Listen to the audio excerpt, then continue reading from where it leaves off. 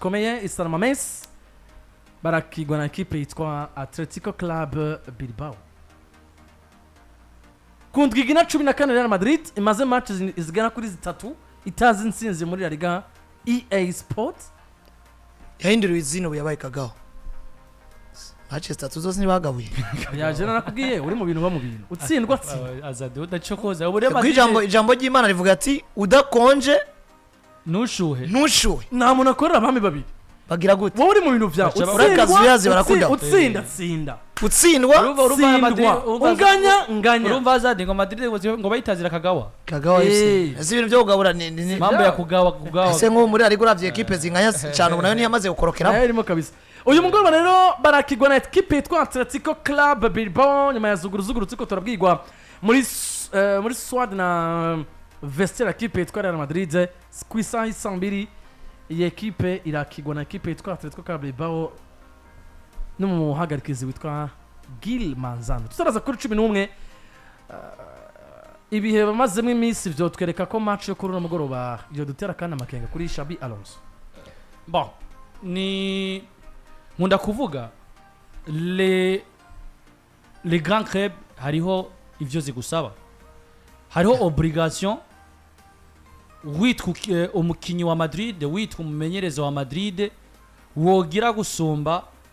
umumenyereza wa Sasuna canke se wa Retafe canke se wa Elche. Ono munsi Elche muhira kunganya na Madrid. Umumenyereza wabo naho yoca mari nkino zitatatsindwa ntago bamukoma. Mugabo no munsi uri Madrid peu importe Elche ihagaze nawe aho uhagaze. Gukina nkino zibiri ntubatsindemo na rumwe ni kindi kibazo. Bisobanura ngo ino ni match wahora wiruka n'umukonkira wawe direct ari nyuma yawe wowe muri imbere yawe, sivyo? Ukaja kunganya na Rayo Vallecano uvuga ngo difference na 5 turanganya iwe atsinde hasigaremwo 2 canke 3. Uje kwa Elche bigenda uko uvuga ati nubundi ndacamura imbere. Mugabo no munsi unganije na Girona akugiye imbere an avance akinye urukino imbere yiwawe hagati ya wewe nawe harimo ukinyuranyo c'amanota 4. Bisobanura ngo uretse obligation ivyo Xabi Alonso no munsi Madrid imusaba kuko squad afise izina Madrid izizira Madrid nivyo Madrid bakenewe no mwaka. Twibuke ko Xabi Alonso yafashe Madrid ivuye muri année blanche bari kumwe na Carlo Ancelotti. Tukavuga ngo ni ere ya Ancelotti iri kiragenda ihera muri equipe ya Madrid. Ubwo hakenewe amaraso mashasha, hakenewe projet nshasha, hakenewe umumenyereza mushasha, hakenewe wanashima ico no kwita imwe mu zishasha muri vestiaire za Madrid. None nimbure Xabi Alonso waruvuye muri projet nziza ya Bayer Leverkusen yakunze yagukundiye ugarutse muri equipe ya Madrid wakiye nk'umumenyereza mwiza avuye muri projet yakunze mugabo kandi wakigwa nk'umwana w'umuhira wakigwa nk'umurejande. Ubwo hariho kwihangana kwa Madrid mu gihe wosubira kubasubiza mu bihe babayemo byo kuba muri année blanche nko bayibayemo makweze. Ni equipe ya Madrid kuri Xabi Alonso imwe mu bibazo mbona yagiye aragira, ariko kandi novuga ngo kugeza muri kano kanyo Menga Perez ndetse n'abandi basosiyete Menga ntibarabibona. Nuko kugeza ubu umwanya ni wo mucamanza. Donc umwanya uracemerera Xabi Alonso kwihanganirwa kuko nta kirapfa. Naratakaza La Liga, naratakaza Copa del Rey, naratakaza Ligue. Bivuze ngo nimbigiye kicemera ko takirapfa muri Real Madrid. Byose biracari mu maboko ya Xabi Alonso atempoza uburongozi gutuma bufatinga yo kumwirukana babona ko nibamureka bizopfa. Kuko bariko baregerezaho udekonye bizopfa. Donc amahigwe ya Xabi Alonso yanyuma ni fazale ya champion kuvuga ngo kugeza genekerezo rya 31 ukwezi kwa 12 Xabi Alonso ashobora kuba yihanganiwe, ariko resulta rero kuko hariho resulta ashobora kuronka zigatuma bavuga ngo kubenga fazale tuzoyitangura byanze naho umwanya ugihari. Ese zino resulta zizohava zihinduka mu no mwanya usigaye. Barashobora no kwiyumvira ati wowe nitukureka ukaguma tugaca tugusubiriza mu kwa mbere kumenga umumenyereza azoza tubwira ati murabona ko vyamaze kuyangara. Donc akazi ko bakaremeye. Rero kwera ko bigishoboka dufata ino match ya Atletico Bilbao ije ryari ije hageze ko Real Madrid bwa mbere iva mu kibazo yari mazemo iminsi burya ari gitsura taronse kubera yuko ari kure ya Santiago Bernabeu ni match ya nyuma avant yuko asubira Estadio Santiago Bernabeu urabwira ko abakunzi ba Real Madrid ko usubiye Santiago Bernabeu maze match zine zo muri La Liga utazi insinzi ico ni iyo ni pressure yambe kigira kabiri ikijana vestiaire twumvise yagiye aravuga cyane biracashoboka ko agira gute ko agikosora kuko nukuvugana ni communication abo wagaye ko abo peut-être abafashe ukuna kuriya kuko umenyereza n'umuvyeyi mu isanzwe ariko umuvyeyi so utanga amategeko gusa umuvyeyi ni numviriza umwana bakaje inama sometime kuko mu muryango basi nico gituma habaho imfura ugifatwa sico kimwe n'uburyo umuntu umwana wa gatatu cyangwa kanafatwa uno mugabo Zidane yasubiriye ni Madrid cyamugorotse ko aravuga ati aramumenyereza azi ibyo agomba gukora abamenyereza rega bareje Madrid social mabari beza Zidane anasohoka muri Madrid murazi uburyo bitari bitanga kuza bivango bibara we n'abasiniya bari muri ino bari muri projet ziwe kinaba Cristiano Ronaldo kinaba ino BBC wano mengo nayo arkuntu badahuza muri shwa ba Toni Kroos Ancelotti azi kintu cyambira akore ko ni vestiaire yeah kino cyambira akore ko ni vestiaire imbere ya Benitez kimwe mu bintu byamugoye muri Madrid no buryo wewe yagomba ngo abakinyi bagira kuvyo yumvira gusumba uko yo kumva nabi by'abakinyi bagira barabamenyereza abakuzwe bagashaya mwanya muto bamazi Madrid ni Benitez sivyo Benitez siwe yari biriya bitsindo bitanu Messi adahari Suarez akabamerera nabi sivyo yera Faye Benitez sivyo Benitez si saison 19-20 itanguye nyuma ko 17-18 nako 17-18 irangiye 18-19 siyo saison batsindwa na Ajax Amsterdam saison 18-19 siyo Benitez yatanguye 18-19 River pitwara igikombe bo basezero muri demi finale na Ajax Amsterdam Liverpool itsinda kuri finale equipe ya Tottenham Hotspur ikibazo mabaza kugira ngo twibute muzo mukoze hamwe atotsinda no match agasubira kandi swante gutsindwa canke kunganya birakwiye ko Real Madrid itifata ingo kwirukana Xabi Alonso amatoro 11 tugende birakwiye ko ingingo ifatwa kuko deja muri weekend hamwe tubatsinze ingingo no kwirukana Alonso mwibuke ikintu kimwe Madrid na Barcelona bakinye mu ndwi hagati ubu kubera ko izi nkino nizo kuri journée ya 19 bazoba bari muri Arabia Saoudite mu kwezi kwa mbere donc itariki zari kuzokinirwako Barcelona na Madrid bazoba bari hari ukongera ko na equipe ya Atletico Bilbao ndetse ukongera ko na equipe bita Atletico Madrid baciye bafata zingino baca barazizana ukugira ngo ico gihe kizogere bari muri Arabia Saoudite ariko abandi bariko baragira gute bariko barakina uburi urukino d'avance abandi kuko no muri weekend Madrid irakina n'abandi bakina kuvuga ngo abandi baraguma bitwa ko bafise ibirarane ibi rero ni pressure ugomba kwitera nka Madrid ya mutotsinda urukino gwatuma ingingo ifatwa kuko equipe yitwa Villarreal muri weekend irakina hamwe abo bagize resultat mbi deja uri imagine equipe ya Real Madrid yazo hageza irondera ikibanza gifiswe na Barcelona ariko hagati ya Barcelona na Real Madrid hariyo Villarreal urizi kurondera ikibanza gifiswe na Barcelona na Madrid hagati yawe na Barcelona hariyo Villarreal ni buri atari Atletico Madrid deja werekanye ngo na equipe taratwiteze yakunanije na Atletico Madrid nubwo yatsizwe na Barcelona iraduha stability yo gutsinda izindi equipe nubwo yoba yananiwe imbere ya Barcelona Jesse nibaza ko nivyo ni nkino ziri bobo batabashakuja Arotal cyangwa se ngo wisanga imigwi ine muri 10 ninga yose iri Arotal gusumba abandi mugabo na munsi reko urabe imigwi yoyo igiye ukina zino nkino en avance niyo nyene uzosangira ikiririkanka nakoreka muri nuze ya muri Liga ariko ibiro byabo bibi birashobora gwa mahigwe iyindi equipe nka Villarreal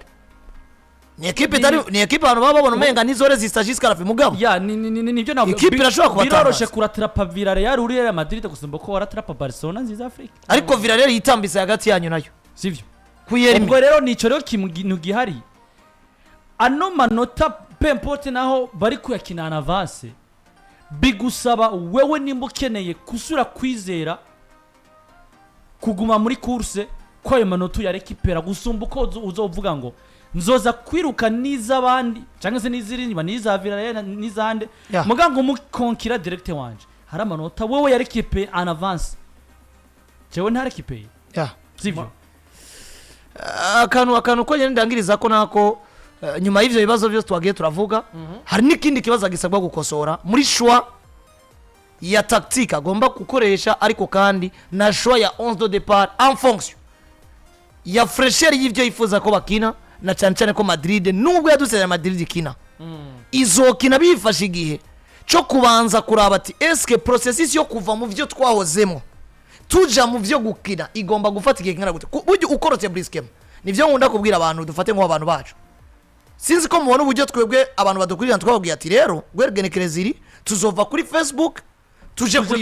kuri YouTube mugabo dutangura dukora ibiganiro mu kiringo runaka tubikora kuri Facebook no kuri YouTube ya memta mugabo umuntu akabona ngo ndi kuri Facebook nina hava gato umuntu nkaja kuri YouTube biraryoshye akavuga ati kuri Facebook sinzosubirayo donc la façon yo kuva mu byo warimwo uja mu bindi wibaza ko biri efficace canke vyiza mugabo udakorotse mugani urabona ngo nkifuko inkoro of course dushengere kuri 11 Ernesto Valverde yazanye Unai Simon mwizamu nk'ibisanzwe umukenyero bane 2-3-1 Inigo Lekwe capitaine ari kumwe na Dani Vivian ndetse na Aymeric Laporta mu mutima wa defense ndetse na Adam Boilo agatse mu kibuga ari kumwe na Lego Jolegizar ndetse na Luis Dogaraleta ari kumwe kandi ku rundi ruhande na Nico Williams urundi Alex Belenguer barasatirirwa na Golozeta mu gihe kwa Real Madrid nawe yaje mu kenyero wa bane 2-3-1 tactique ziganda zihindagurika Thibaut Courtois mwizamu Rudiger na Eder Militão mu mutima wa defense Trent yagarutse ku nimero 2 Carras yagarutse ku nimero 3 Camavinga na Tchouaméni mbere yaba gato Jude Bellingham uruhande Valverde capitaine urundi Vinicius Junior arasatira Kylian Mbappé bivuze ngo uyu mugoroba Arda Güler yicaye gatebe kabasubirira abandi dushingiye kuri 11 mu munota umwe gusa cyangwa ibiri biroroha dukosora gato kijanye na kiriya kintu tutavye cyamenyereza buriya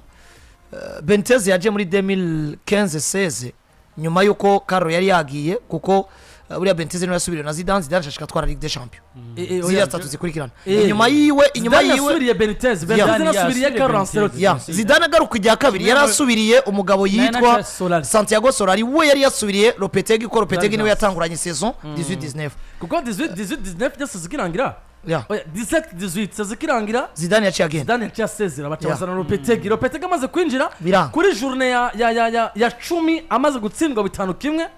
baramusezerera equipe batoshira mu maboko ya Solari kijya gihe yari umumenyereza w'abato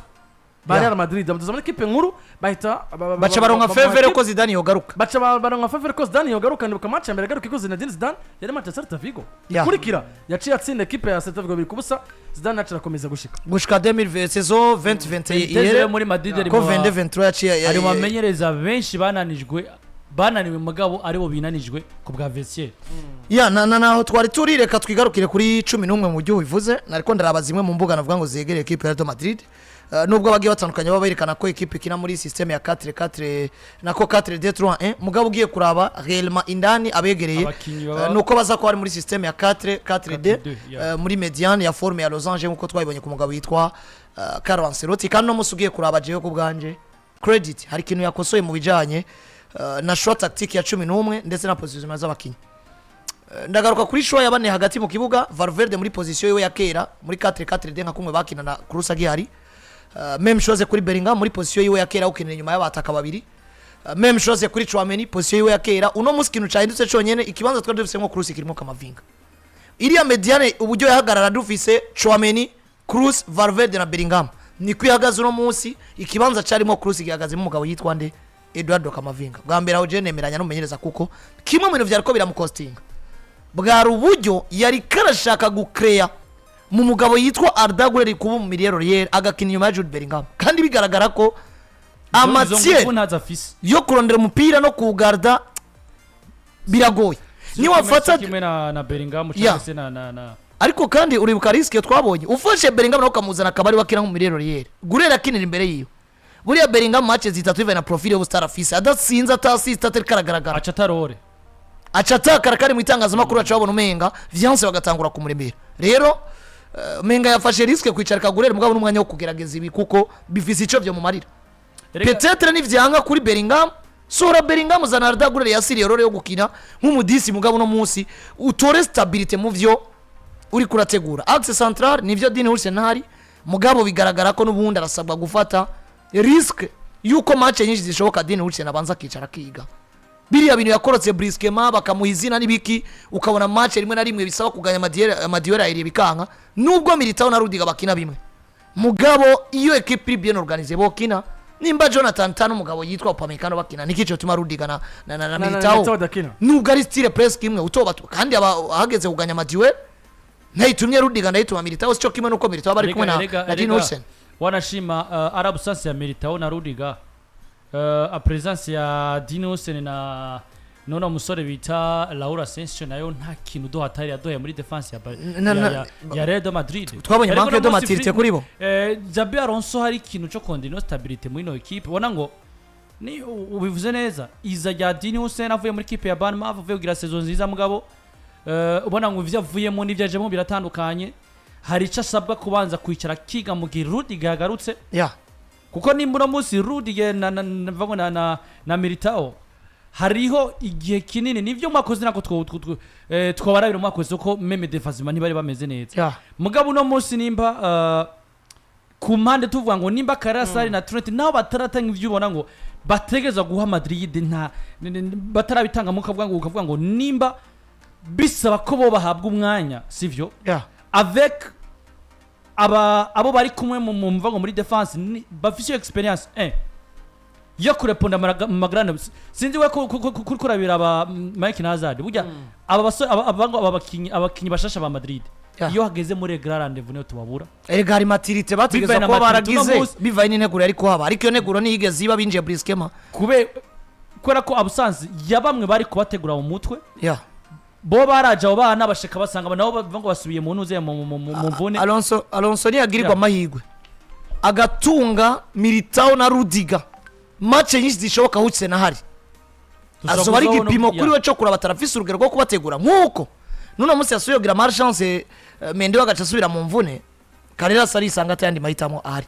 donc agomba kugira experience byanga bikunda kuko peut-être pressure umenyereza yari gutegwa kuvuga kinisha Mende ya Makarera siyige nta ikibayo Karera agomba gukina byanga bikunda rero ni match ya Real Madrid bagiye gukina mbona ko quelque chose a changé par rapport ivyo bari bamaze mu minsi peut-être vyotuma twiyumvira ko bari pressé yo kumva ko botuma basesa amaraso ako insinzi no musi bayibona Camavinga mazimisi akina yarakuye uwo mwanya wo gutangura ino match nuko rero kuri Madrid duhura mu kanya gato 2 ariko turi kumwe na Holy